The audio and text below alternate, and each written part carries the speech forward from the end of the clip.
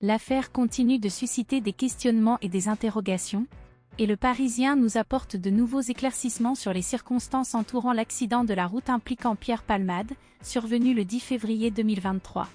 L'enquête semble prendre des directions surprenantes, et les détails qui émergent aiguisent notre curiosité.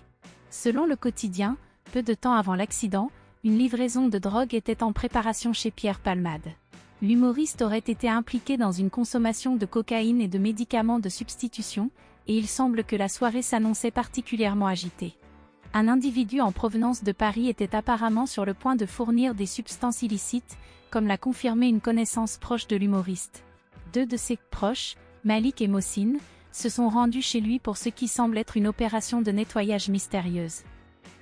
Ils auraient été chargés de brouiller les pistes des enquêteurs. Lors de son interrogatoire par les autorités policières, l'employé de maison au service de M. Pierre Palmade a fait part d'un témoignage déconcertant, dont les déclarations ont été rapportées par le journal Le Parisien. Elle s'est rendue sur les lieux dès le lendemain de l'accident, aux alentours de 7 heures du matin, et a été saisie par une atmosphère singulière qui régnait au sein de la résidence. Dans le cadre de ses activités, elle a procédé à la mise en ordre d'affaires au sein de la chambre destinée aux invités. Toutefois, elle a également noté avec attention la présence de traces de sang disséminées à diverses localisations au sein de la demeure, incluant notamment la salle à manger ainsi que les différentes chambres, et même sur des objets du quotidien. Ces traces semblaient manifestement résulter d'injections de substances narcotiques survenues la veille.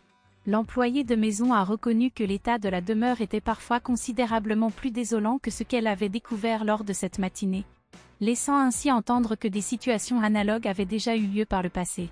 Il semblerait qu'elle exécute ses tâches de nettoyage sans manifester d'interrogation, dans un silence troublant.